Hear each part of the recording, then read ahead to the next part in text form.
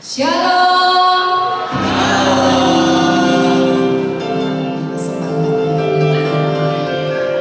Shalom. Selamat pagi Bapak Ibu, saudara-saudara yang dikasihi Tuhan. Puji Tuhan pada pagi hari ini kita bisa berkumpul kembali di dalam persekutuan doa Santa Teresa Avila. Tema kita hari ini berdamai untuk berbahagia. Saya percaya Anda semua yang ada di tempat ini ingin berbahagia. Amin. Mari kita mau bangkit berdiri. Kita mau bersuka cita memuji Tuhan. Berikan tos kanan kiri, depan belakang, katakan bersuka citalah. Bersuka citalah, bersuka citalah, bersuka citalah, bersuka citalah. Baik. Mari kita bersuka cita hari ini, sebab hari ini Tuhan sudah sediakan buat kita.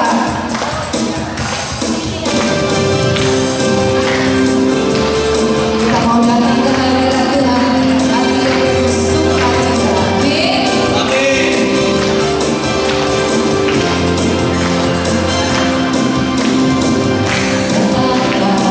Kebaiknya dengan hati bersyukur, terdalam kebenarannya, dengan hati bersuka rasa dan dinyatakan betapa baiknya Tuhan baginya, berlindung padanya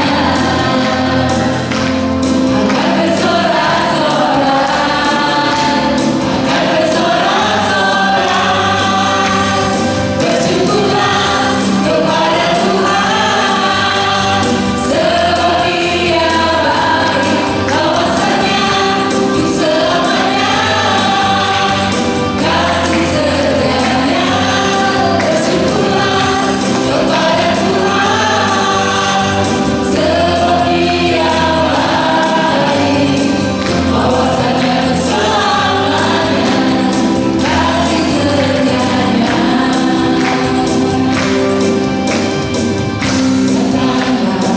Kebaiknya dengan hati bersyukur, terdalam kebenarannya, dengan hati bersuka rasakan dan lihatlah betapa baiknya Tuhan baginya, berlindung padanya akan bersorak-sorai, akan bersorak-sorai. Bersyukurlah kepada Tuhan, sebab Dia baik, kawasannya untuk selamanya, kasih setianya. Bersyukurlah kepada Tuhan, sebab Dia baik, kawasannya untuk selamanya, kasih setianya. Kawasannya untuk selamanya, kawasannya untuk selamanya, kawasannya untuk selamanya, kasih setianya.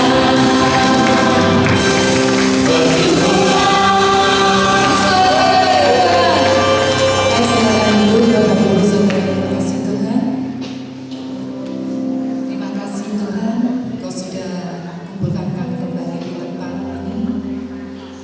Ini kami Tuhan, kami mau bersatu hati di dalam nama Bapa dan Putra dan Roh Kudus. Amin. Bapa, sungguh kami mengucap syukur buat kasih setia-Mu, buat penyertaan-Mu. Terima kasih Tuhan, Kau begitu mengasihi kami. Terima kasih Bapa, pagi hari ini Kau sudah kumpulkan kami kembali di tempat ini. Dengan segala apa masalah kami, dengan apa yang boleh kami lewati Tuhan bersama dengan Engkau, sungguh kami bersyukur. Terima kasih Tuhan, kerana Kau siapkan hati kami Tuhan pagi hari ini untuk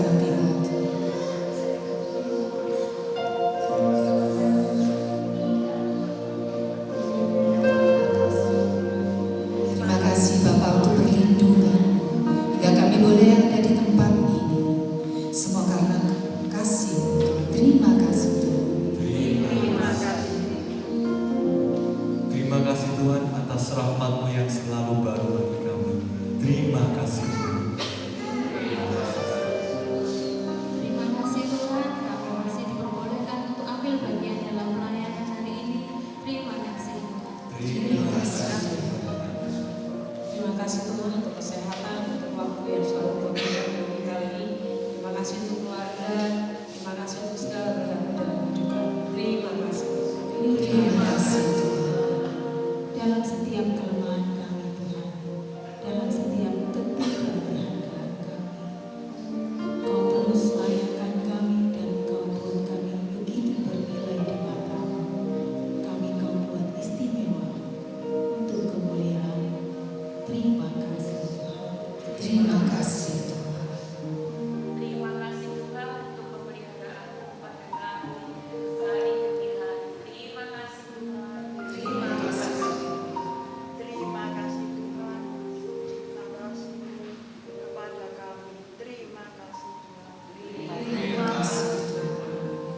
Terima kasih Tuhan atas kesehatan yang telah Kau berikan bagi setiap kami. Terima kasih. Terima kasih. Terima kasih Allah Kudus untuk dukungan pertolongan, memberi kekuatan kepada kami, selalu mengingatkan setiap kami. Terima kasih Allah Kudus. Terima kasih. Terima kasih Tuhan atas pengampunan-Mu yang tiada batas bagi kami. Terima kasih. Terima kasih Tuhan. Tuhan, itulah ungkapan syukur yang boleh kami naikkan padamu. Masih banyak lagi Tuhan segala kebaikan-kebaikan yang Kau berikan kepada kami. Sungguh rasanya kami tak dapat membalas kasih-Mu Tuhan, selain kami mengucap syukur. Terima kasih Tuhan. Aku ada hari ini karena Tuhan baik dan telah baik bagiku. Semua yang Ku alami bersama-Mu ku lewati. Indahnya kasih Tuhan seperti pelangi.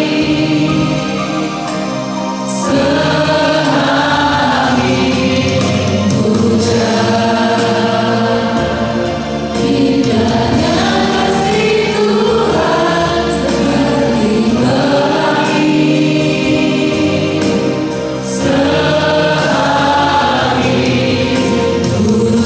hujan. Beri sorak-sorai bagi Tuhan. Begitu kasih-Nya sungguh luar biasa. Baik, silakan duduk Bapak Ibu, saudara-saudara yang dikasihi Tuhan. Kita boleh merasakan kasih Tuhan yang begitu luar biasa di dalam hidup kita. Mari saya undang Bapak Ibu yang ingin bersaksi, silakan ke depan. Kita mau bagikan kasih Tuhan. Juga boleh memberkati saudara-saudara kita yang mendengarkan sharing-sharing kita. Mari saya undang.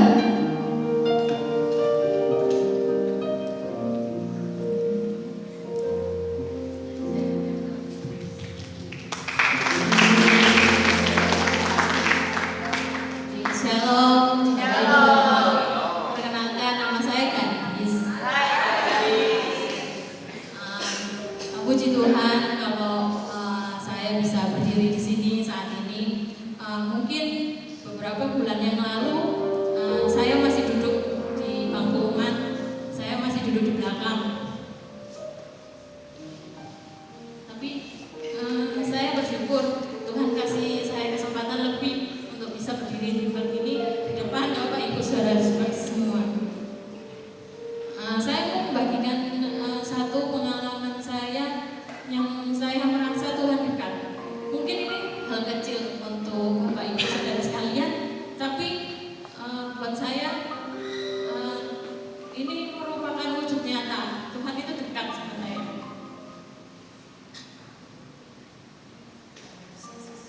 Singkat cerita, saya sekarang kan jadi siswa KEP. Nah, kemarin adalah kelas pertama KEP. Waktu pulang itu hujan deras. Mulai jam 9 kelas KEP selesai dan itu hujan masih rintik-rintik. Saya sudah menghubungi karena saya mau disebut sama suami, jadi saya bilang kalau saya sudah selesai. Tapi suami saya bilang dia masih posisi di paroki Sayuka karena masih ada keperluan di sana. Baiklah, saya menunggu. Saya tunggu di pos satpam depan karena saya tahu suami saya dari luar, berarti bukan dari rumah. Yang saya pikir suami saya ini nggak dipakai dia. Saya terus menunggu kan. Lalu mulai setengah 10 saya belum dijemput dan itu hujan deras, sangat deras. Terus kami waktu camp itu kan dibawain buku ya, ada buku pedoman, kita dapat buku, dapat bacaan. Itu di tas yang tidak tertutup, tas goodie bag gitu loh, Bapak Ibu kalau tahu. Nah, saya duduk di pos satpam, saya bilang, Tuhan, hujan, nanti buku ini basah, gimana Tuhan? Saya cuma bilang seperti itu. Saya nggak minta hujan itu berhenti. Saya cuma bilang, Tuhan, nanti kalau aku pulang pasti bukuku basah.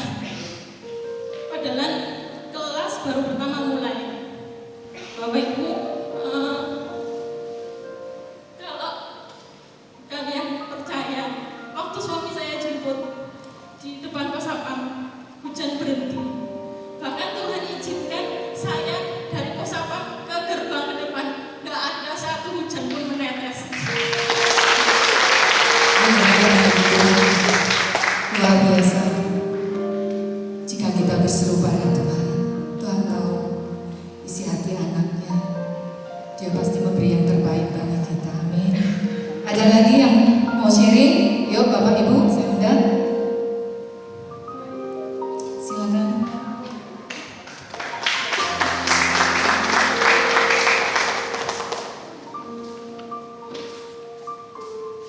Selamat pagi Bapak Ibu. Saya dari Paroki RM ya, jadi dari PDKK Santa Elizabeth. Jadi saya kemarin lihat di WA bahwa ada PD hari ini ya, dan saya ajak teman. Kebetulan feeder sekarang Wirawiri itu sudah lewat Duku Kupang ya, raya Duku Kupang. Jadi kami naik dari situ lebih simpel ya, langsung berhenti di depan. Jadi itu juga satu jawaban doa saya. Karena sering itu kepingin ikut PD tapi pikirnya kan jauh ya, harus bawa mobil, parkir dan lain-lain. Jadi pikirnya kapan feeder ini lewat ke sini ya. Ternyata sekarang jalurnya lewat Duku Kupang ya, puji Tuhan. Itu satu kesaksian juga. Dan saya mau cerita sedikit waktu tanggal bulan lalu itu tanggal 11 itu saya parkir mobil di Ciputra Mall di mall. Saya parkir di luar ya waktu itu. Jadi parkir di luar sampai sore. Jadi sore itu saya pulang mau masuk mobil, kok kacanya pecah ya. Jadi kaca mobil itu sudah pecah, sama kap mobil juga pesok ya. Jadi kayak kejatuhan apa gitu. Cuman yang kejatuhan apa itu tidak jelas ya. Saya lihat kok tidak ada dahan-dahan juga, nggak ada ya. Memang di atas itu ada pohon memang, cuman tidak kelihatan kalau kenapa pecahnya itu tidak tahu kan. Jadi saya lihat, waduh gimana ini kaca pecah ya. Akhirnya saya pulang. Anakku sampai rumah, kenapa mama tidak lapor security katanya. Aku bilang mau lapor gimana ya, nggak ada bukti ini kejatuhan apa kan nggak jelas ya. Pokoknya sudah bersih, cuma kacanya itu pecah.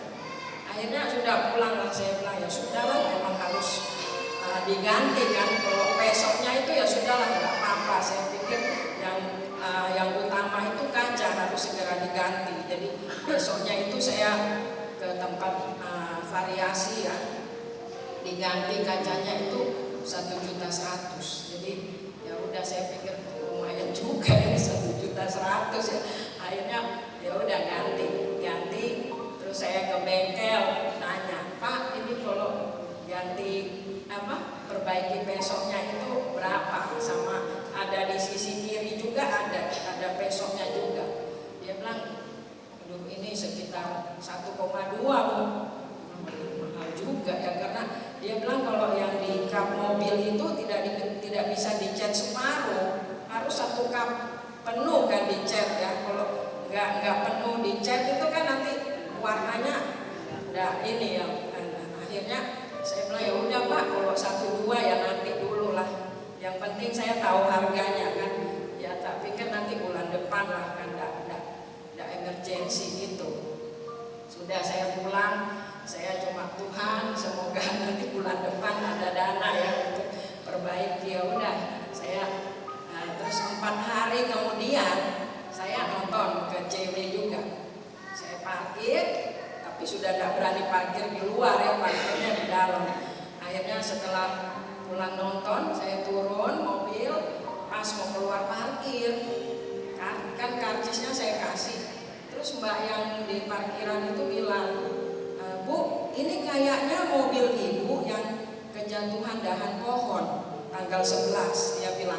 Karena di catatannya mereka di komputer itu ada.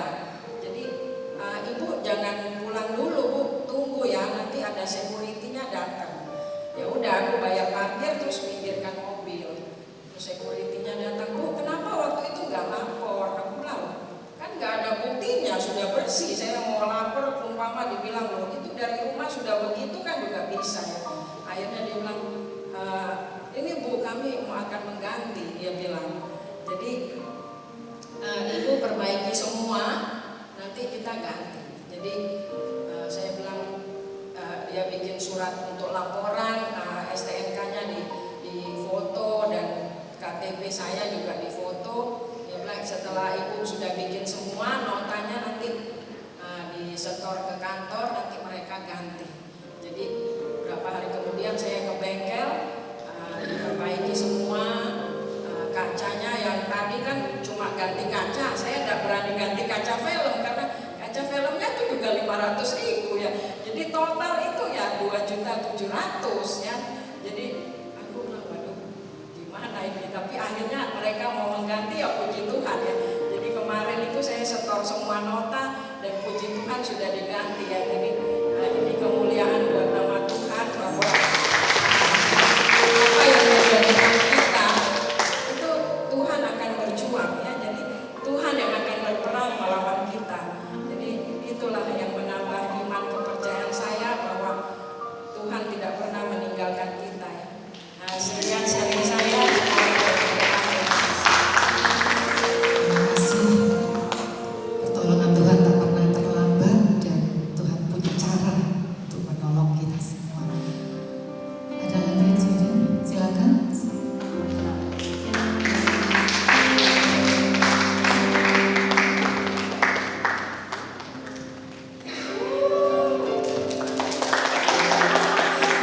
Shalom Bapak Ibu semuanya, nama saya Yeni. Halo.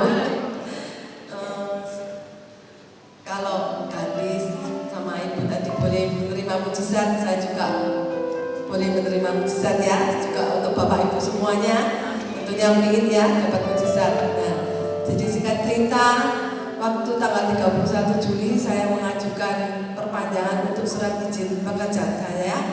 Kan 3 tahun diperpanjang. Itu ternyata proses penolakan. Terus singkat cerita saya ini berdoa sama Tuhan. Sempat saya ini agak down ya sampai nggak bisa tidur. Terus saya ini saat PD saya pulangnya itu sempat memuji Tuhan, pujian terus sampai beberapa bulan tertulis proses penolakan. Jadi akhirnya saya ini sampai sempat ketemu Romo Joni waktu rekoleksi, saya tanya, mau doa novena 3 Salam Maria Bu? Saya berdoa sudah 9 kali kok yang nggak ada jawabannya. Sampai singkat ceritanya sampai bulan Februari kemarin, saya sebelumnya juga sebelum ada berita dari OJK, saya itu masih menawar sama Tuhan. Tuhan, biarlah mujizatmu terjadi supaya proses punya saya ini bukan ditolak, karena sebelumnya dari mereka ini mengatakan bahwa ini ditolak dulu Bu, nanti ibu mengajukan ulang. Waduh, kalau mengajukan ulang itu ya cukup rumit juga bagi saya ya, karena bisa masuk-masukkan upload filenya itu bisa salah. Nah terus saya minta Tuhan supaya proses perpanjangan surat izin saya ini langsung disetujui, saya minta seperti itu. Waduh, tak pikir saya kok ya nawar ya, belum disetujui sudah menawar lagi. Tapi aku percaya Tuhan bahwa mujizatmu terjadi. Terus bulan Februari Februari kemarin, akhir Februari saya diajak Zoom sama orangnya OJK, 4 orang bersama saya 5 orang. Di situ sungguh luar biasa mujizat Tuhan terjadi, bahwa saat itu bapaknya bilang, Ibu, saat ini surat izin Ibu kami setujui. Wah, puji Tuhan, ini mujizat Tuhan yang saya tunggu-tunggu Bapak Ibu, karena saya tidak bisa order sendiri. Saya kalau order harus melalui teman saya. Nah, itu mujizat Tuhan. Saya sampai aduh, puji Tuhan, saya tidak dipermudah, terus dibantu semuanya. Yaitu yang saya terima dari Tuhan. Terima kasih untuk Tuhan Yesus. Sangat memberkati kita semua. Ada lagi?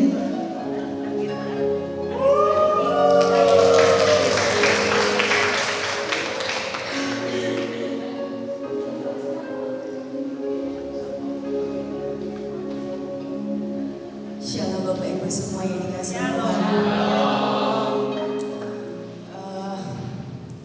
Singkat cerita aja, karena waktunya udah mepet. Telinga saya ini mendenging. Dengingnya keras sekali. Ketika berhari-hari mendenging, ya saya lanjut aja. Ya, saya berusaha untuk berdamai, tapi itu sangat mengganggu. Ketika 2 hari yang lalu, beberapa hari yang lalu sebelum kita pelayanan bersama, telinga yang sebelah kiri mulai mendenging. Hati saya tuh khawatirnya ketakutan setengah mati. Dan di saat ketakutan itu, biasanya ada keluarga yang selalu berdoa bersama dengan saya. Tapi anak saya dan suami lagi nggak di tempat, lagi nggak di Surabaya. Saya pujian, saya bilang, Tuhan, saya nggak takut, saya ada Engkau. Ketika pujian selesai, hati saya tenang, saya tidur. Tapi di balik semua ini, ketika saya tenang dan tidur, besok paginya saya bilang, Tuhan terima kasih. Hari-hari ini saya bersyukur. Bahkan tadi perjalanan ke sini saya bilang, Tuhan terima kasih. Kenapa saya bersyukur? Saya sampai bilang sama anak saya, kenapa telinga ini gak mendenging dari waktu lalu sebelum kakak saya yang ketiga meninggal? Karena dengan kejadian telinga ini mendenging dengan beberapa waktu lalu, saya mencari terus untuk boleh menyembuhkan telinga ini. Sampai saya menemukan dokter tusuk jarum yang akhirnya saya membawa kakak saya pertama dan kedua setiap minggu itu bersama-sama dengan saya tusuk jarum. Karena selama ini saya nggak pernah punya waktu untuk keluarga besar saya. Saya adalah orang yang workaholic. Saya adalah orang yang pokoknya nomor 1 kerja dulu, 2 pelayanan, keluarga itu nanti gampang lah. Toh kita ketemu. Tapi setiap hari ketika kakak saya yang ketiga meninggal, saya mulai berdoa, Tuhan, saya mau saudara-saudara saya panjang umur dan sehat. Itu yang menjadi doa saya setiap hari. Keluarga besar saya bilang. Dan di situ saya mulai belajar untuk memberikan waktu untuk keluarga besar saya. Enggak terus bekerja, bahkan saya mulai membagi waktu. Dan ketika tusuk jarum itu berlaku, saya ketemu dengan mereka, saya jemput mereka seminggu sekali. Saya bilang, Tuhan terima kasih. Dan saya percaya segala sesuatu Tuhan izinkan, Tuhan berikan, Tuhan datangkan untuk kita, untuk membawakan kebaikan bagi kita, untuk setiap kita yang mengasihi Dia. Dan saya mulai berdamai dengan kuping saya. Saya bilang, saya nggak peduli, tapi saya percaya bahwa Engkau akan sembuhkan saya. Terima kasih kesaksian saya.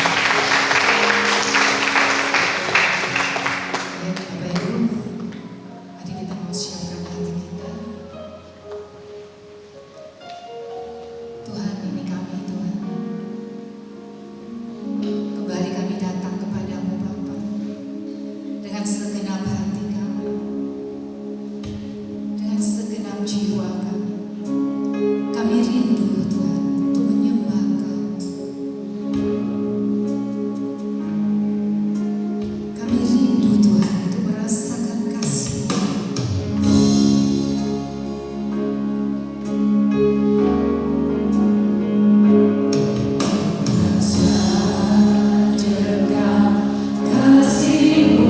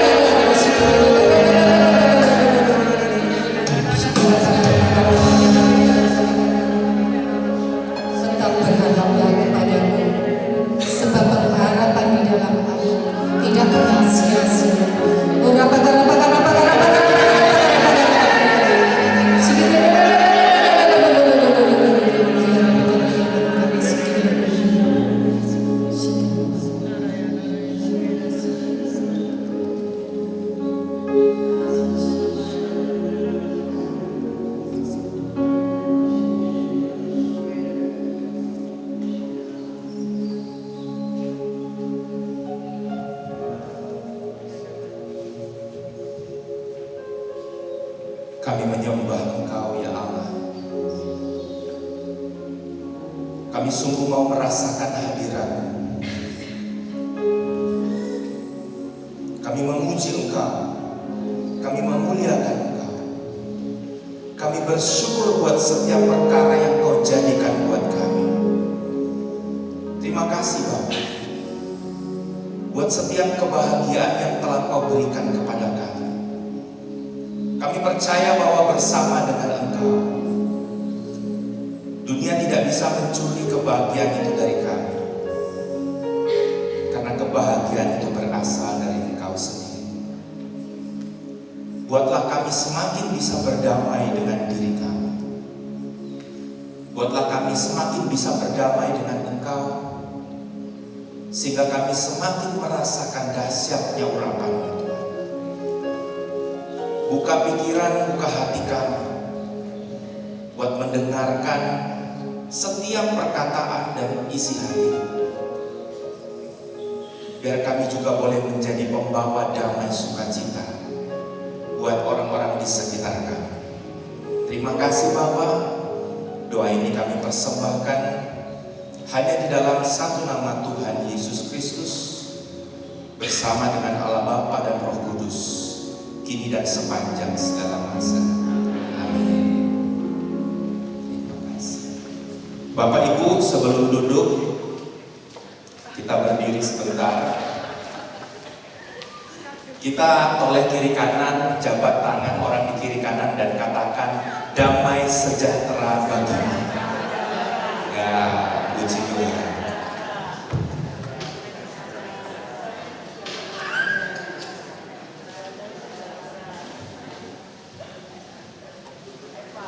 Sekarang boleh duduk Bapak Ibu. Shalom. Apa kabar? Luar biasa ya. Luar biasa apa Bapak Ibu? Ya, luar biasa soalnya masih nggak jelas gitu ya, luar biasa apa gitu ya. Ya, saya percaya luar biasanya luar biasa baik. Amin. Kenapa semua menjawab luar biasa baik? Saya percaya karena Tuhan itu baik. Saya sungguh bersyukur pagi hari ini. Saya sungguh bersemangat pagi hari ini karena dari awal tadi puji-pujiannya betul-betul membuat kita serasa dekat dengan Tuhan. Setuju ya Bapak Ibu ya? Yang kedua, pagi ini kesaksiannya begitu luar biasa. Dari kurang lebih 4 orang tadi ya yang bersaksi, saya sangat terberkati ya. Bahkan ada yang sudah sedikit menjelaskan tentang tema hari ini gitu ya. Jadi saya nggak perlu menjelaskan lama-lama karena sebagian besar sudah dijelaskan di kesaksian tadi. Ya, saya hanya mengambil kesimpulan aja gitu ya. Tetapi dari kesaksian tadi, dari sekitar 4 orang tadi, saya tetap menyimpulkan bahwa Tuhan sungguh amat baik. Amin. Dari yang mendapat mujizat berupa finansial, ya kan, harusnya keluar uang 1-2 juta nggak jadi. Dari yang mujizat yang berupa dapat izin usaha sehingga ada harapan untuk lebih sukses di kemudian hari, sampai yang dapat mujizat sekedar hujan berhenti saat dia jalan, itu sukacitanya sama. Betul nggak Bapak Ibu? Betul ya? Saya percaya kesaksian yang tadi diceritakan semuanya dari hati. Karena apa? Terdengar dari suaranya. Bukan cuma dari bibir, bukan cuma dari mulut, tapi dari hati. Karena saya mendengar suara-suara yang bergetar. Saya percaya kalau ada suara yang bergetar itu semua dari hati. Setuju dengan saya? Oke. Nah, mungkin ada yang belum pernah bertemu dengan saya mau perkenalkan diri dulu. Nama lengkap saya Bruno Joy Wal, tapi saya biasa dipanggil dengan sebutan yang singkat, padat dan jelas, Joy saja ya. Beberapa bulan terakhir saya diberikan tema dalam pewartaan firman, hal yang berkaitan dengan nama saya gitu ya. Jadi ada yang bilang, coba bawakan tema tentang Secret of Joy. Coba bawakan tema tentang joy yang artinya Jesus first, others next and you last. Dan hari ini saya diminta untuk bawakan tema tentang berdamai untuk berbahagia. Semuanya tentang kebahagiaan. Wah, saya bilang luar biasa ini ya. Begitu relate gitu ya dengan nama saya. Saya percaya waktu orang tua saya memberikan saya nama itu, pasti itu disertai dengan doa, betul ya? Pasti orang tua saya kepingin hidup saya, sepanjang hidup saya itu dipenuhi dengan kebahagiaan. Tetapi Bapak Ibu, pada saat saya menjalani kehidupan ini, saya merasa hidup saya tidak selalu bahagia. Betul? Ada nggak di tempat ini kita yang hidupnya selalu bahagia? Ada? Nggak pernah susah, nggak pernah sedih, nggak pernah ada rasa marah, nggak ada rasa benci, ada nggak? Nggak ada ya. Semuanya pasti ada up, ada down, gitu ya. Kadang rasa bahagia, kadang rasa nggak bahagia. Nah, dari peristiwa beberapa bulan ini maka saya mencoba untuk belajar lebih dalam tentang makna kata bahagia. Ya. Jadi kalau kita hari ini dikasih tema berdamai untuk berbahagia, saya mau tegaskan bahwa tujuan kita itu bahagia, gitu ya. Tetapi caranya apa? Dengan berdamai. Nah, sebelum kita melangkah berdamai ini bicara tentang apa, maka saya mau tegaskan tujuan kita itu untuk hidup bahagia. Siapa di sini yang kepingin hidupnya bahagia? Semua ya, saya pastikan dulu. Tapi ada yang nggak angkat tangan tuh. Yang nggak angkat tangan langsung angkat tangan gitu ya, takut kualat gitu ya. Nggak apa-apa. Kita semua di sini kepingin bahagia, tetapi kita juga tidak bisa menepis kenyataan bahwa tidak di semua saat kita merasakan kebahagiaan.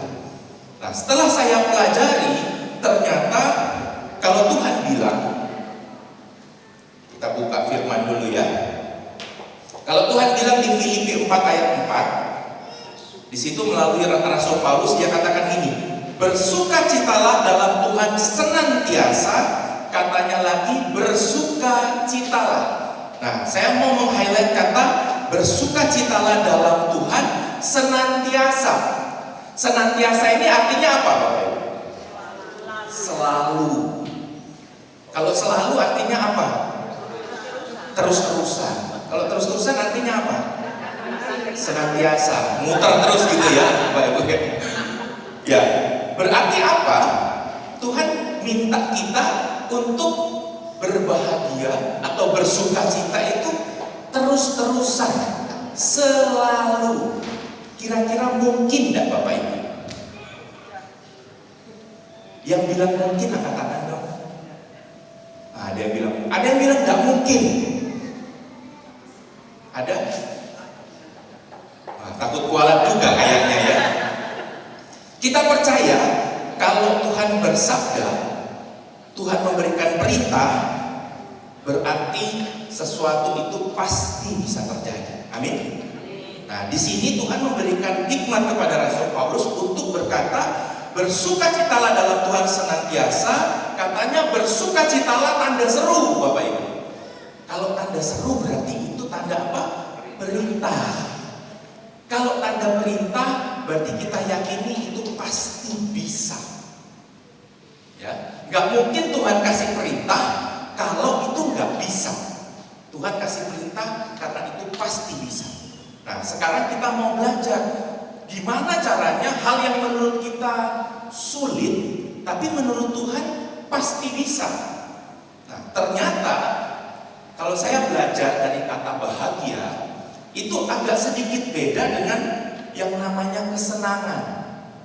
Yang kita bilang bahwa kita tidak selamanya bisa bahagia, itu sebenarnya bukan kebahagiaan, tetapi kesenangan. Kalau kesenangan betul, kita tidak selamanya bisa senang. Tetapi kalau bahagia, selamanya kita bisa bahagia. Kenapa? Karena senang itu berasal dari luar. Yang menentukan kita happy apa enggak, itu kondisi luar kita. Kalau kayak tadi, kita mau berangkat, hujan tiba-tiba berhenti. Kita senang. Kita bukan bahagia, kita senang. Nah, bayangkan begitu kita lihat berhenti, terus kita begitu satu langkah kita menuju keluar, hujannya deras malah. Senangnya tetap senang apa enggak? Enggak, langsung hilang kesenangan kita, gitu ya. Tadi misalnya dijanjiin, misalnya tante dijanjiin, nanti tante serviskan mobilnya, nanti diganti. Wah, senang. Begitu sudah diservis, sudah bayar, dikasih notanya, maaf tante nggak jadi diganti. Senangnya masih nggak kira-kira? Hilang langsung, selesai, gitu ya. Langsung berganti dengan dongkol, ya kan, marah, gitu ya. Sehingga kita harus tahu apa makna bahagia. Nah, kalau bahagia itu ternyata munculnya dari dalam, munculnya dari keputusan kita. Munculnya dari apakah kita mau percaya bahwa apapun yang terjadi di dalam kehidupan kita itu semua dibawa kendali Tuhan dan untuk suatu kebaikan. Kalau kita percaya itu, maka setiap detik, setiap waktu, senantiasa, selama-lamanya kita bisa merasakan bahagia. Amin. Ya, jadi kita mau belajar sama-sama untuk bahagia kita bisa senantiasa, gak cuma dalam kondisi-kondisi tertentu, gitu ya. Kalau tadi banyak yang dapat mujizat, gitu ya, yang 4 orang tadi dapat mujizat, besar kecil relatif. Mungkin ada beberapa di antara kita yang berpikir begini, iya ya, enak ya yang di depan itu ya, dapat mujizat. Saya mujizatnya apa ya? Gitu ya. Kita mulai berpikir, apa yang bisa menjadikan kita alasan untuk bersyukur karena kita merasakan kebaikan Tuhan. Bapak Ibu, sebenarnya kalau kita mau berpikir lebih detail, setiap dari kita di tempat ini yang masih bisa hadir di PDA Villa ini, semuanya sedang merasakan mujizat. Amin. Kira-kira tahu nggak mujizatnya apa? Setiap tarikan napas kita itu adalah mujizat Tuhan, betul? Kita mungkin tidak merasakan itu sebagai mujizat karena kita tidak pernah bersama-sama dengan orang yang mau narik napas itu sulit, gitu ya. Bayar, ya, harus beli tabung oksigen, harus dipompa, pakai ventilator. Dia mau narik satu napas saja sulit. Nah, mungkin kalau bagi dia napas yang gratis kayak gini ini mujizat. Tapi mungkin bagi kita yang terbiasa merasakan itu, itu biasa, itu bukan mujizat, gitu ya. Nah, saya mau mengajak Bapak Ibu untuk mari kita mulai menyadari bahwa sukacita, bahagia itu bisa terjadi senantiasa. Kalau kita mau menyadari mujizat Tuhan yang setiap saat juga itu terjadi dalam hidup kita. Amin. Nah, coba oleh kiri kanan dan bilang, mari kita berbahagia. Oleh kiri kanannya, mari kita berbahagia. Ya. Nah, hari ini salah satu cara untuk berbahagia, saya diberi tugas untuk membahas tentang satu cara, yaitu kita baca sama-sama. Kita baca sama-sama 1, 2, 3. Berdamai. Tadi di kesaksian terakhir itu sudah sering disebutkan. Mungkin ada salah satu sister yang sakit telinganya dan dia katakan dia mulai berdamai dengan sakitnya, gitu ya. Saya merasa, wah, sister ini sungguh kooperatif dengan saya, gitu ya. Jadi kesaksiannya sudah sangat berhubungan dengan firman hari ini. Bapak Ibu, berdamai itu berarti kita menerima kondisi yang mungkin menurut pikiran kita, menurut logika kita itu nggak baik. Tetapi kita menerima itu sebagai sesuatu yang kita gabungkan dengan kedaulatan Tuhan dan kita yakini itu baik. Itu berdamai, ya. Sehingga kita senantiasa bisa berdamai dengan apapun dan ujung-ujungnya kita bisa merasakan kebahagiaan yang terus-menerus. Nah, tetapi di dunia ini banyak sekali hambatan untuk berdamai. Nah, ini salah satu atau salah dua atau salah banyak, gitu ya, dari hambatan-hambatan yang membuat kita sulit untuk berdamai. Mungkin kalau kita sering yang para bapak-bapak mungkin kalau di jalan itu dibilang adalah suatu situasi yang keras gitu ya kalau di jalan. Karena apa? Kita sulit berdamai dengan orang-orang yang misalnya tidak taat dengan aturan gitu ya. Banyak di jalan orang yang seenaknya sendiri. Wah, sulit sekali. Emosi kita gampang tersulut. Itu salah satu hambatan. Nah, hambatan-hambatannya apa saja sebenarnya yang membuat kita sulit untuk berdamai? Yang pertama adalah konflik pribadi. Konflik pribadi ini adalah konflik person to person, orang ke orang, gitu ya. Konflik pribadi ini bisa dengan sesama, bisa dengan diri sendiri, dan bisa dengan Tuhan. Itu konflik pribadi. Kita ada masalah nih, dan masalah itu tidak selamanya hanya dengan orang lain, tapi bisa juga dengan diri sendiri. Itu salah satu hambatannya. Yang kedua, hambatan untuk kita bisa berdamai adalah adanya ketidakpuasan. Karena kita punya satu target, kita punya satu standar, dan kita tidak bisa mencapai itu, membuat kita sulit untuk berdamai. Itu hambatan-hambatannya. Ketidakpuasan itu bisa karena keadaan, atau bisa karena kemampuan. Ketidakmampuan ya. Jadi mungkin kok kita merasa begini, kok teman saya itu talentanya banyak ya. Dia kalau nyanyi suaranya kok enak ya. Jadi Jubi tadi saya dengar, waduh suaranya tambah lama tambah merdu gitu ya. Sedangkan saya gitu ya, kalau saya nyanyi di rumah sendirian, anak-anak sama istri saya tutup kuping gitu ya. Karena kadang-kadang out of tone katanya begitu. Sampai suatu saat tiba-tiba saya kepingin nyanyi pujian di mobil. Waktu itu saya bersama dengan istri dan anak-anak saya. Waktu itu saya nyanyi dan tiba-tiba nadanya itu pas gitu ya. Anak saya yang paling besar tiba-tiba bilang begini, waduh ini sesuatu yang langka katanya gitu. Loh kok bisa? Kok bisa papa nyanyi suaranya pas katanya gitu.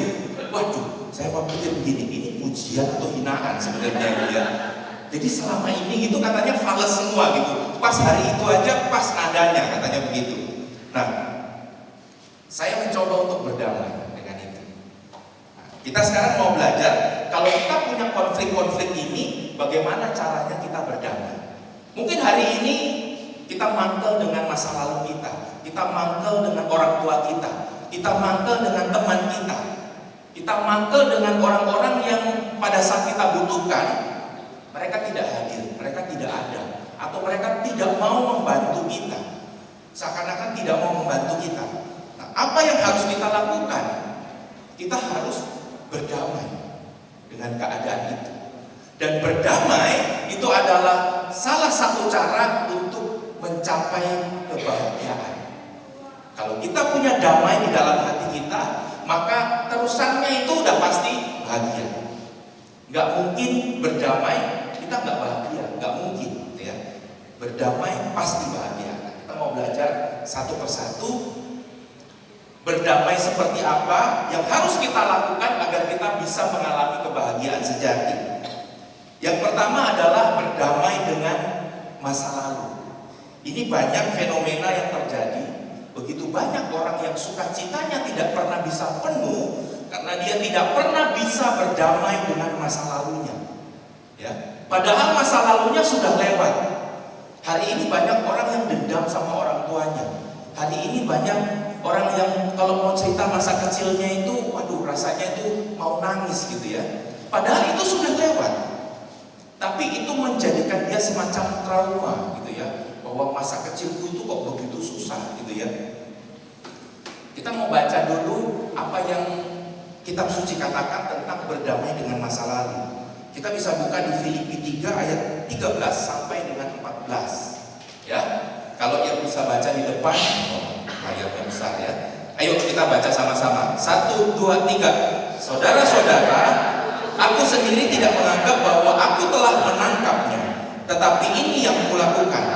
Aku melupakan apa yang telah di belakangku dan mengarahkan diri kepada apa yang di hadapanku dan berlari-lari kepada tujuan untuk memperoleh hadiah, yaitu panggilan surgawi dari Allah dalam Kristus Yesus.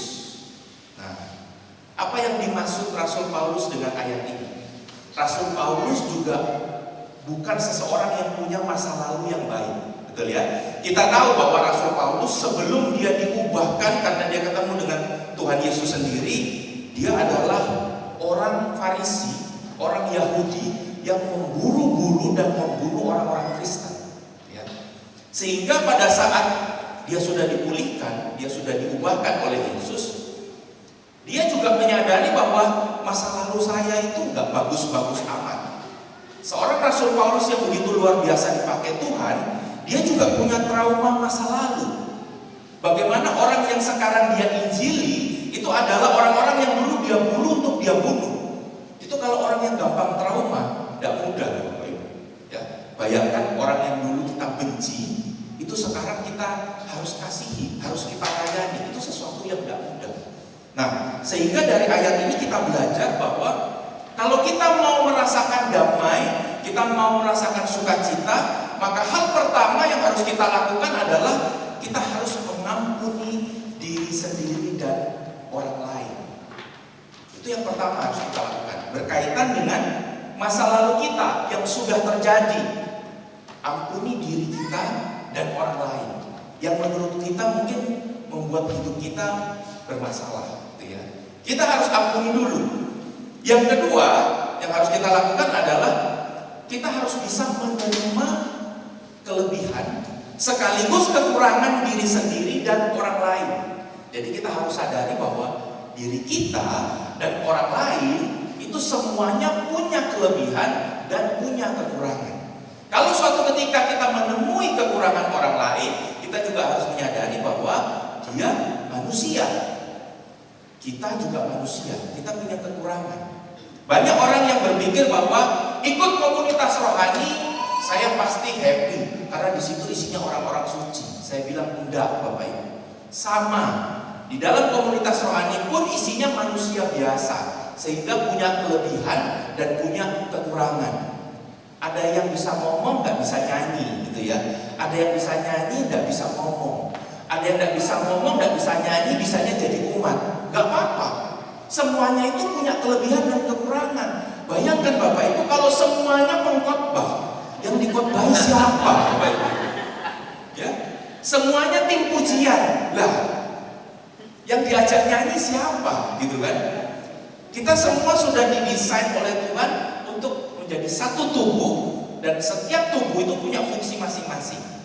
Dan setiap bagian tubuh itu punya kelebihan dan kekurangan. Lalu apa yang perlu kita lakukan? Kita juga perlu belajar dari pengalaman-pengalaman buruk kita tanpa meratapi masa lalu. Dan yang terakhir ini yang paling penting, kita perlu melepaskan dendam dan kesedihan yang terhubung dengan masa lalu. Nah ini penting. Mungkin ada trauma-trauma masa kecil, ada ketidakpuasan, ada mungkin masalah yang belum beres dengan orang tua kita bereskan. Saya mau sedikit cerita tentang masa kecil saya. Dulu waktu saya mulai SD, saya kepingin jadi atlet bulu tangkis waktu saya kecil gitu ya. Jadi saya latihan mulai kelas 1 SD. Kelas 1 SD saya udah latihan sampai kelas 1 SMP. Jadi kurang lebih 6 sampai 7 tahun. Dan saya kepingin sekali jadi atlet. Sejak kelas 2, kelas 3 SD saya sudah ikut banyak pertandingan ya. Pada waktu itu bukan di Jawa, tapi waktu itu saya masih tinggal di Sulawesi Utara di Kota Manado. Nah, pada saat itu kita semua menyadari bahwa kalau kita mau maju jadi atlet profesional, kita harus berangkat ke Jawa. Karena infrastruktur di luar Jawa belum mumpuni. Pelatih-pelatih, infrastruktur semuanya belum mumpuni, sehingga kita harus berangkat ke Jawa. Sehingga saya berjuang untuk bagaimana caranya saya bisa berangkat ke Jawa.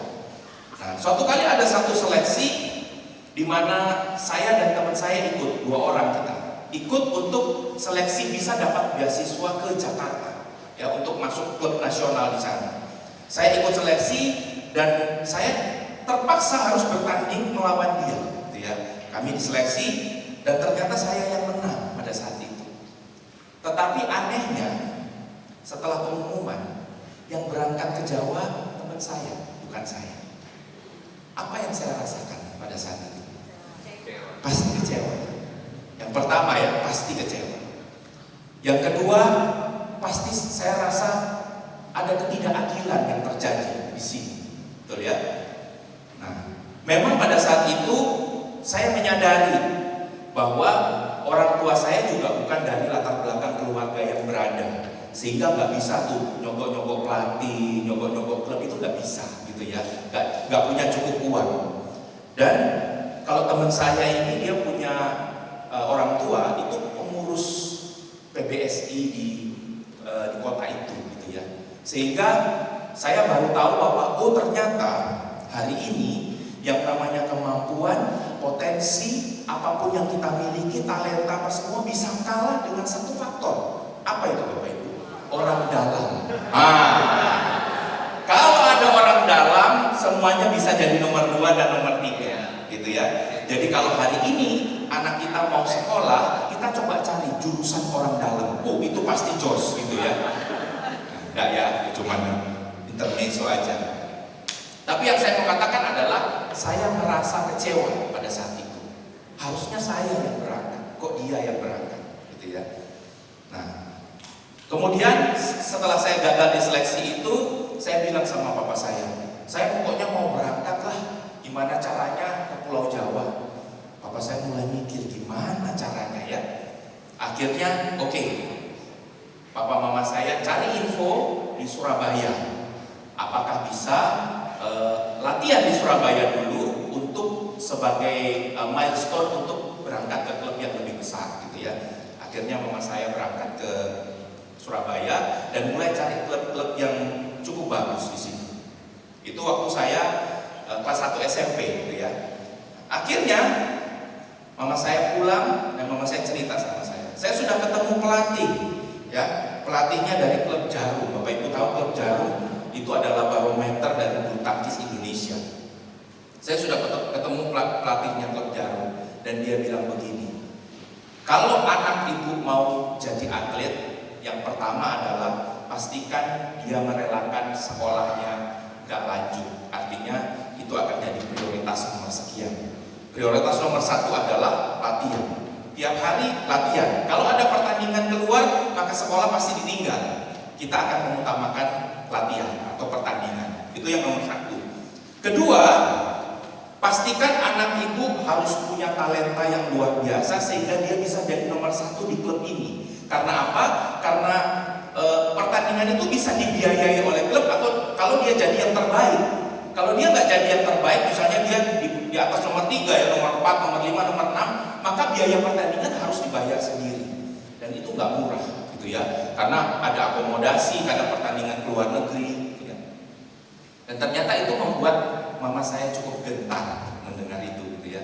Berapa biayanya dikalkulasi? Wih, saya juga baru tahu. Ternyata di negeri ini mau jadi atlet itu jauh lebih mahal daripada kita sekolah biasa gitu ya. Jauh lebih mahal.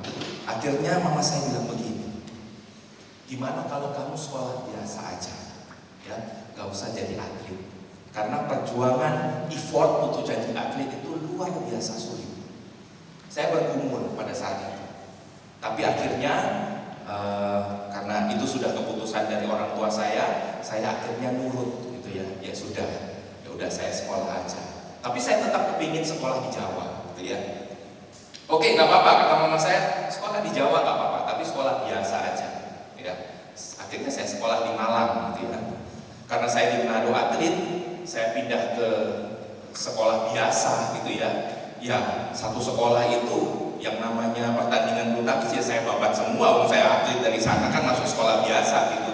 Minimal di situ saya merasa wah, saya di sini lumayan ya. Ya masih lumayan lah kemampuannya gitu. Nah, ternyata saya baru menyadari hari ini kenapa saya disuruh sekolah biasa gitu ya di Kota Malang. Karena Tuhan mau pertemukan saya dengan istri saya di situ gitu ya. Nah, akhirnya saya menyadari ada rencana Tuhan yang lebih baik buat hidup saya. Kalau kamu jadi atlet, mungkin berbeda beda ceritanya. Mungkin saya nggak berdiri di sini kalau saya jadi atlet. Saya lagi ikut All England sekarang. Kalau saya jadi atlet, ya betul ya. Sekarang lagi All England kan? Nah, mungkin saya lagi ikut All England. Itu cuman hayalan-hayalan aja ya. Tapi itu mungkin terjadi, ya. Dari situ kita mau percaya bahwa apapun kejadian masa lampau kita, meskipun itu mengecewakan, meskipun itu menyakitkan, percaya bahwa Tuhan punya rencana buat setiap kita yang pasti lebih indah daripada rencana kita. Kalau saya terus jadi atlet, pertanyaannya, apakah betul saya pasti jadi juara dunia? Belum tentu juga. Terus kalau saya nggak jadi juara dunia, saya jadi apa? Saya kerja apa? Gitu ya. Nah, itu yang kita belum tahu. Sama-sama tidak tahu. Nah, sehingga setelah kita beres dengan masa lalu kita beres dengan orang-orang di sekitar kita dari masa lalu kita.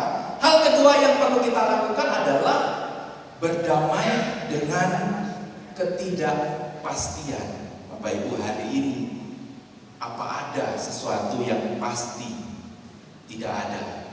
Semuanya misteri ilahi. Hari ini kita bisa kumpul sehat, ya, ganteng-ganteng, cantik-cantik.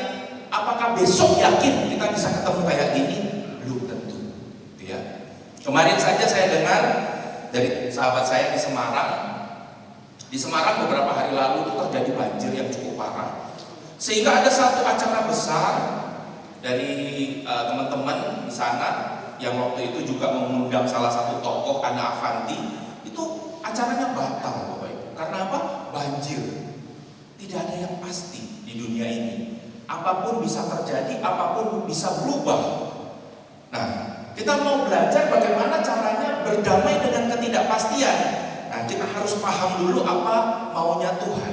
Kalau kita baca dari Yeremia 29 ayat 11, di situ dikatakan begini. Sebab aku ini mengetahui rancangan-rancangan apa yang ada padaku mengenai kamu. Demikianlah firman Tuhan, yaitu rancangan damai sejahtera dan bukan rancangan kecelakaan. Untuk apa? Untuk memberikan kepadamu hari depan yang penuh harapan. Lalu di Roma 12 ayat 12 di situ dikatakan apa? Bersukacitalah dalam pengharapan, sabarlah dalam kesesakan, dan bertekunlah dalam doa. Di ayat yang kedua di Roma 12 ayat 12 ini kita belajar bagaimana caranya supaya kita bisa berdamai dengan ketidakpastian. Karena tadi saya katakan sukacita itu bukan berasal dari luar, sukacita itu berasal dari dalam. Maka kita bisa putuskan apapun yang terjadi, saya tetap sukacita. Bapak Ibu, sukacita jangan digambarkan bahwa kita harus ketawa-ketawa, kita harus senyum-senyum. Enggak, itu bicara suasana hati, gitu ya. Pada saat suasana hati kita tenang, suasana hati kita berserah kepada Tuhan, percaya kepada Tuhan, punya harapan kepada Tuhan, sebenarnya itu sudah sukacita, gitu ya. Itu yang dimaksud Tuhan, bersukacitalah senantiasa. Nah, apalagi kalau kita bilang begini, aku percaya bahwa Tuhan selalu merancangkan hal yang baik buat hidupku, ya. Ujungnya pasti baik. Masalah jalan kesananya belok kiri sedikit, belok kanan sedikit, itu nggak masalah. Tapi ujungnya pasti sama. Kita percaya, maka kita akan bisa berdamai dengan ketidakpastian. Bapak Ibu, hari ini saya pernah ngobrol dengan istri saya, dan karena dia seorang wanita, ya pastilah ya, masa istri saya pria gitu ya. Dia seorang wanita, dia selalu tanya sama saya begini. Secara rutin ini dia tanya berkala, apakah kamu masih sayang sama aku? Gitu ya. Dia selalu tanya begitu. Siapa ibu-ibu ini yang sering tanya begitu ke suaminya? Ada? Oh, enggak pernah ya? Enggak pernah ya? Apalagi yang sudah senior-senior gitu ya. Sayang nggak sayang karep nulis gitu ya. Enggak juga ya. Kita percaya gitu ya. Tapi kalau istri saya, dia selalu tanya, apakah kamu masih sayang sama saya? Dan saya jawabnya selalu begini, sampai saat ini iya, saya bilang begitu. Ngamuk dia. Saya bilang, loh, salah saya di mana gitu ya? Kita nggak tahu ke depannya apa yang akan terjadi. Saya berdoa, saya berharap, saya berjuang untuk untuk selalu menyayangi dan mencintai kamu. Tetapi yang saya bisa jawab, saya bisa pastikan hari ini adalah saat ini saya sayang sama kamu. Itu yang saya bisa pastikan, gitu ya. Jadi ibu-ibu, kalau suaminya jawab begitu jangan dimarahin ya. Itu adalah jawaban yang lebih realistis, gitu ya. Kalau yang aku selalu menyayangimu, sampai mati pun aku selalu menyayangimu, itu gombal itu. Itu gombal itu. Ya? Karena dia sendiri nggak bisa pastikan kok. Begitu dia besoknya mengkhianati, dia bilang begini, maaf yang aku kilaf, gitu ya. Orang Jawa bilang akeh tunggale, gitu kan. Jadi jangan kita over promise. Kita berdamai saja dengan ketidakpastian. Jadi istri saya berusaha berdamai dengan ketidakpastian. Dia cuma percaya bahwa apa? Kalau dia terus bergantung kepada Tuhan, Tuhan pasti akan terus berikan dia yang terbaik. Amin. Nah, yang ketiga sekarang, gampang ya, singkat-singkat aja karena tadi udah lengkap sebenarnya dari kesaksian. Setelah kita berdamai dengan masa lalu, kita berdamai dengan ketidakpastian. Yang terakhir, namun yang terpenting, kita perlu berdamai dengan siapa? Dengan Tuhan. Loh, kok berdamai dengan Tuhan? Emang kita sering clash sama Tuhan? Tanpa sadar, kita sering loh clash sama Tuhan. Saat kita mulai bersungut-sungut, saat kita mulai mengeluh, saat kita mulai jatuh ke dalam dosa, maka saat itulah kita sedang punya masalah dengan Tuhan. Bukan Tuhan yang punya masalah dengan kita, enggak. Kita yang sedang punya masalah dengan Tuhan. Kita nggak percaya bahwa Tuhan pasti cukupkan. Kita nggak percaya bahwa Tuhan itu taat kepada perintah Tuhan adalah jalan yang terbaik. Kita nggak percaya. Kita mau pakai logika kita aja. Kita mau pakai kemampuan kita saja. Nah, makanya kita sedang dalam konflik sama Tuhan. Kalau hari-hari ini kita merasa tidak sukacita. Bapak Ibu simpel aja. Kalau hati kita hari ini tidak sukacita, kita sedang ada masalah dengan Tuhan. Betul? Kalau kita hari ini punya hati yang sukacita, itu berarti kita berhasil berdamai dengan Tuhan. Amin. Kita baca kebenarannya dari Kolose 1 ayat 20. Nah, di situ dikatakan apa? Dan oleh Dialah ia memperdamaikan segala sesuatu dengan dirinya, baik yang ada di bumi maupun yang ada di surga. Sesudah ia mengadakan perdamaian oleh darah salib Kristus. Jadi Tuhan sendiri yang ambil inisiatif terlebih dahulu untuk berdamai dengan kita. Padahal yang bikin masalah itu kita, gitu ya. Jadi Bapak Ibu, misalnya nih kita clash sama orang, terus teman kita yang bikin salah, terus Bapak Ibu dibilang begini, kamu yang harus minta maaf sama dia, kamu yang harus berdamai dengan dia. Mau nggak kira-kira? Susah ya, sulit ya. Dia yang salah kok saya yang minta maaf. Dia yang salah kok saya nyapa duluan. Suami istri misalnya bertengkar gitu ya. Nah, misalnya yang salah itu suaminya, terus istrinya disuruh nyapa duluan. Wah, gengsi gitu ya. Yang salah dia kok saya yang nyopo duluan, gitu kan. Nah, padahal Yesus kasih contoh ke kita. Hubungan Yesus, hubungan Tuhan dengan kita, itu yang salah jelas-jelas kita. Tapi Dia yang ambil inisiatif untuk berdamai dengan kita. Dan berdamainya tidak tanggung-tanggung loh. Dia berdamai dengan darahnya sendiri. Dia tumpahkan darahnya sendiri untuk berdamai dengan kita. Tidak ada alasan bagi kita untuk tidak berdamai dengan Tuhan. Nah, dan kita cek, kalau kita hari ini mengalami sukacita, saya percaya kita sedang dalam proses berdamai dengan Tuhan. Amin. Ayat yang kedua di Yohanes 14 ayat 27. Di situ dikatakan, damai sejahtera kutinggalkan bagimu, damai sejahtera kuberikan kepadamu, dan apa yang kuberikan tidak seperti yang diberikan oleh dunia kepadamu. Janganlah gelisah dan gentar hatimu. Bapak Ibu, apa yang ayat ini mau bilang buat kita? Apa message dari ayat ini? Bahwa dunia akan menawarkan sukacita, tapi sukacita yang palsu. Dunia akan menawarkan kebahagiaan, tapi kebahagiaan yang palsu. Kalau hari ini kita menikmati berkat, tapi berasal dari sesuatu yang tidak benar, kita merasa sukacita, kita merasa senang, tapi sebenarnya itu berasal dari sukacita yang palsu. Dan Tuhan bilang hati-hati, karena kita akan ditawari damai sejahtera tapi yang palsu oleh dunia. Kita berpikir bahwa kalau saya hidup sudah berkecukupan, kalau saya sudah gak ada masalah, saya sudah gak ada problem dengan orang lain, berarti persoalan saya udah beres. Itu sukacita yang palsu. Karena apa? Karena sukacita yang asli, yang ori, bukan KW, bukan kaleng-kaleng gitu ya, itu adalah sukacita yang di dalam Tuhan. Yang berarti apa?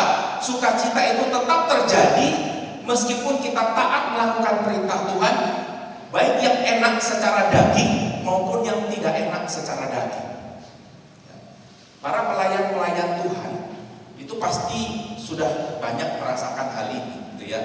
Kita mesti melayani, ya, melayani PD, melayani kegiatan-kegiatan, apapun itu yang mungkin bikin badan tuh capek, bikin mungkin bahkan keluar uang.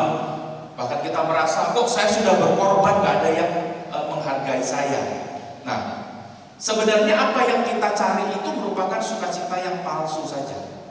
Tapi kalau kita mau tahu sukacita yang asli, saat kita memberikan sesuatu kepada sesama kita, persembahan buat sesama kita, pemberian buat sesama kita, dan kita merasa sukacita, maka itu adalah sukacita yang asli. Sukacita yang palsu adalah kita merasa sukacita saat kita menerima. Nah, itu masih belum ori, ya, masih setengah ori, masih sekedar happy. Tapi sukacita yang kita bisa rasakan saat kita memberi, itu adalah sukacita yang asli. Makanya kalau kita mau berdamai dengan Tuhan, pakai cara Tuhan untuk mendapatkan sukacita. Jangan pakai cara dunia. Kalau pakai cara dunia, kita memaksa keadaan di sekitar kita untuk bikin kita happy. Kita memaksa apapun caranya, gitu ya. Kita lihat, wah, ada pameran kuliner, gitu ya. Kemarin saya lihat di mana ya, di Galaxy Mall. Waduh, satu rack itu isinya babi semua, gitu ya. Dan yang antri itu, waduh, banyak sekali. Saya dan istri saya bilang, wah, ini dokter jantung menari-nari kegirangan ini ya, karena pasiennya habis ini banyak, gitu ya. Itu kenikmatan sukacita yang ditawarkan dunia, gitu ya. Tapi kalau saya lihat, wah, kalau ada orang-orang PD Aquila ini antri di sini pasti belinya cuma sedikit, cuma icip-icip aja, betul ya? Ya, nggak banyak-banyak, gitu ya. Nah, kalau kita sudah berhasil berdamai dengan masa lalu kita, dengan orang-orang dari masa lalu kita bisa berdamai dengan ketidakpastian yang ada di depan kita, dan kita bisa berdamai dengan Tuhan, maka kita bisa mencapai yang namanya the real happiness atau the real joy, kebahagiaan yang sejati. Matius 5 ayat 9, saya mau tutup dengan ini. Mari kita baca sama-sama, 1, 2, 3. Berbahagialah orang yang membawa damai, karena mereka akan disebut anak-anak Allah. Ada pesan terakhir yang diberikan oleh Tuhan melalui ayat ini. Kita akan lengkap kebahagiaan kita sebagai anak-anak Allah kalau kita membawa damai. Kita juga membagikan damai kita kepada orang lain.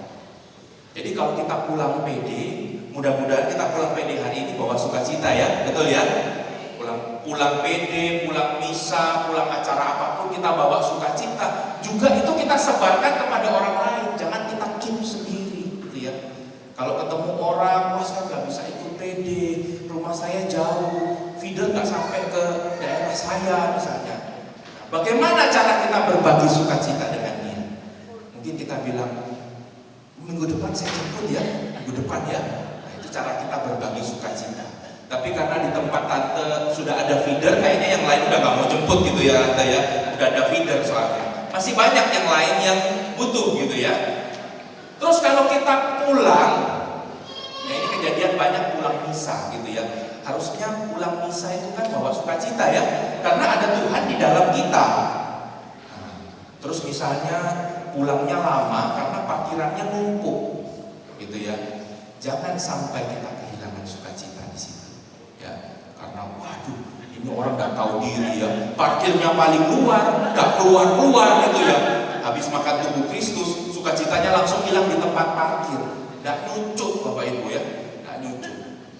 Maka kalau kita sudah merasakan damai, kita sudah merasakan sukacita, kita sudah merasakan kebahagiaan, tugas kita selanjutnya adalah membagikan itu kepada orang-orang lain, sehingga damai kita lengkap, klop, lengkap semuanya, damai itu di dalam Tuhan. Amin Bapak Ibu, amin ya. Semoga kita semua bisa mengalami damai, sukacita, bebas dari segala dendam, amarah, problem, emosi, apapun itu, kita semua serahkan kepada Tuhan. Saya mau ajak Bapak Ibu untuk bangkit berdiri. Kita mau nyanyikan satu lagu. Ini sebagai tanggapan iman kita. Lagu ini begitu luar biasa, liriknya begitu luar biasa.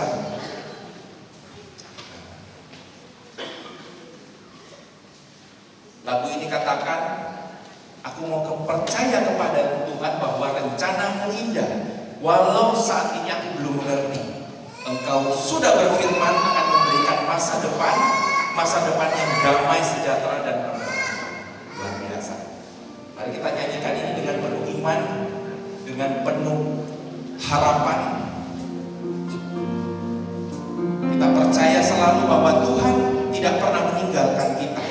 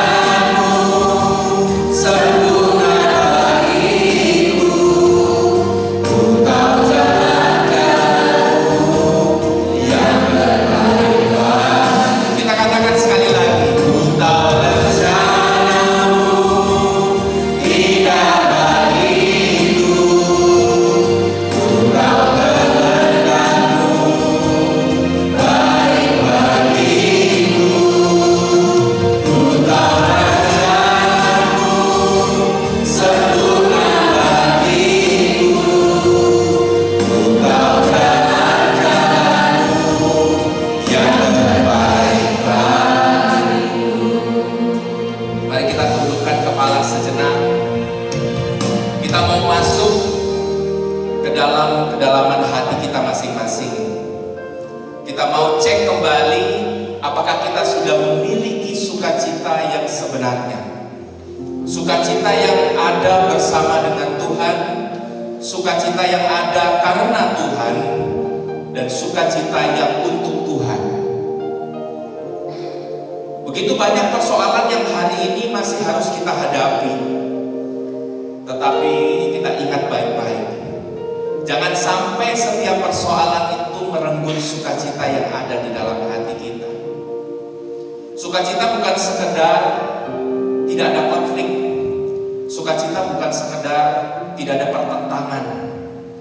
Sukacita bukan sekedar selalu mengalami untung.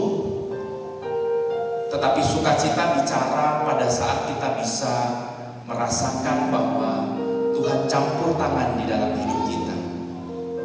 Sukacita sejati adalah saat Tuhan meraja di dalam hidup kita. Mungkin saat kita disakiti, kita tetap bisa merasakan sukacita saat kita mengenal bahwa Tuhan Yesus juga disakiti. yang memeluk kita dan mengatakan, aku tahu penderitaanmu karena aku juga merasakan itu. Sukacita yang sejati saat kita mau berkorban buat orang lain. Mungkin saat kita tidak mampu sebenarnya, tetapi kita mau mengusahakan yang terbaik buat orang lain, kita akan merasakan sukacita yang sejati. Mari kita minta sama Tuhan, mari kita minta sama Dia sang sumber sukacita, agar kita bisa bersukacita senantiasa, seterusnya, terus menerus. Setiap tarikan nafas kita, semuanya adalah tarikan nafas sukacita yang ada dari Tuhan. Terima kasih Bapak, Kau sudah bagikan sukacitamu yang paling besar buat kami. Saat Engkau berdamai dengan kami dengan menumpahkan darah-Mu yang suci, kami percaya bahwa Engkau selalu ada bersama kami dan Engkau sungguh mengasihi kami. Kami terus mau belajar dari karakter Yesus, karakter yang sungguh sempurna untuk kami yang tidak sempurna. Biarlah di hari-hari ke depan kami boleh menjadi agen pembawa damai sukacita buat semua orang. Terima kasih Bapak, terima kasih. Kemuliaan pada Bapa dan Putra dan Roh Kudus, seperti pada permulaan, sekarang, selalu dan sepanjang segala. Amin. Di nama Bapa dan Putra dan Roh Kudus. Amin. Tuhan memberkati kita semua.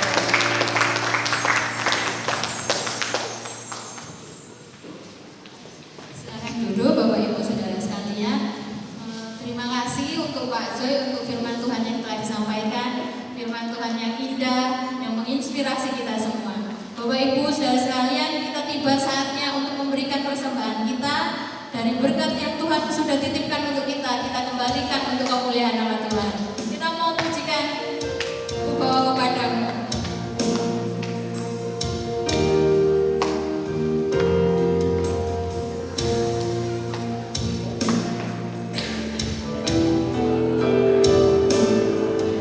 Ku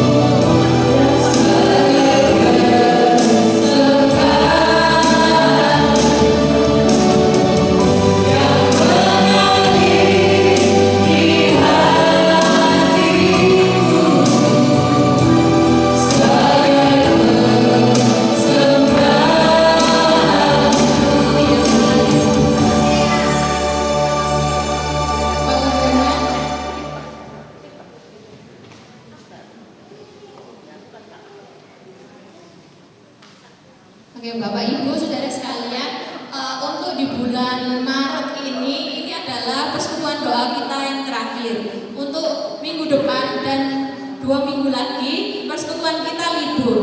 Jadi jangan lupa ya, kalau ada teman-temannya yang mungkin hari ini gak hadir, diingatkan kalau minggu depan tanggal 23 dan 30 Maret persekutuan doa kita libur. Kita akan kembali bersekutu di 6 April, di minggu pertama bulan April. Baik, untuk pelayanan doa bagi Bapak, Ibu, Saudara sekalian yang butuh dukungan doa setiap persekutuan doa ini selesai, kami dari tim PD ada pelayanan doa. Bapak Ibu bisa menunggu di sini. Nanti tim doa dari PD akan menghampiri. Jadi tenang saja, nggak mungkin ditinggal pulang. Jadi Bapak Ibu kalau butuh didoakan bisa berdiri di sini sejenak. Nanti akan tim doa akan menghampiri. Oke, cukup. Untuk saudara sekalian ada yang berulang tahun dari tanggal 10 sampai 16 Maret. Adakah yang berulang tahun? Oh, enggak usah. Minggu lalu udah ya. Mulai 10 Maret sampai 16 Maret adakah saudara-saudara yang berulang tahun?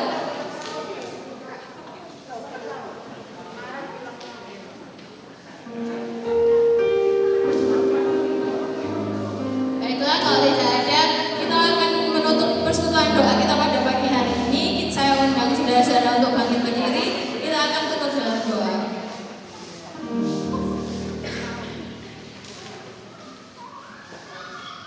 Allah Bapa yang baik, terima kasih Bapa untuk Engkau masih memberi kesempatan kami untuk bersekutu bersama, memuji, memuliakan nama-Mu. Bapa, terima kasih juga untuk anak-Mu Bapak Joy yang Kau kirimkan untuk kami membawa firman Tuhan pada hari ini. Bapak, kami serahkan anak-Mu ke dalam tangan-Mu. Engkau berkati pekerjaannya, Engkau berkati kesehatan